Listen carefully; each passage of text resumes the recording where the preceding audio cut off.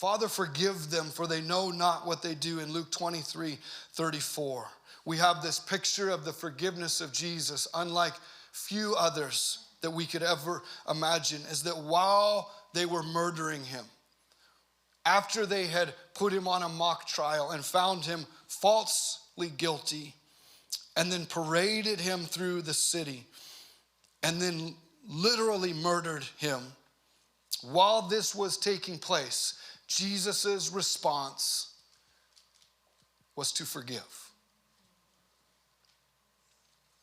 And I joke about this, like I struggle to forgive the person that cuts me off when I'm driving. I still harbor anger towards some of you for things you did years ago. No, I'm kidding. I'm just,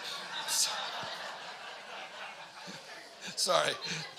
Too close to home? Sorry, you're like, yeah, me too. No, it was a joke. You're not supposed to do that. And here is Jesus being killed, and those who are killing him are being forgiven in the moment. Not after they confessed, not after they repented, not after they said a sinner's prayer, not after they accepted Jesus as King, as their Lord, their Savior, but he chose to release forgiveness because that's what he was doing on the cross. He released forgiveness to all of us, even those who were murdering him, and even those in this room right now who feel so far from him.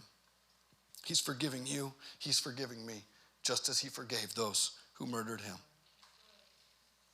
I don't know if there's a better picture of this than the thief who hung on the cross next to Jesus, who spent his entire life in sin, doing whatever he wanted, and whatever he did that got him into so much trouble that he ended up being crucified, that his life was forfeit because of the choices and the way that he lived his life. And you have this man who is hanging on the cross next to Jesus and spending his life in sin, and in that last moment, Jesus removed the space between them and stepped into his life, even to the point of appearing as a criminal to be hung on a cross to reach this man's heart and to reveal himself to this man and his forgiveness. How far would Jesus go for one man?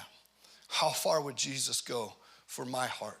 How far would Jesus go for yours? And we see this in Luke 23, a little bit later on, after Jesus declares this forgiveness, this man is listening to Jesus' response on the cross, and a few moments later, he says, we are punished justly, for we are receiving what our actions deserve, but this man, Jesus, has done nothing wrong. And then he said, Jesus, remember me when you come into your kingdom. And Jesus said to him, truly I tell you, today you will be with me in paradise.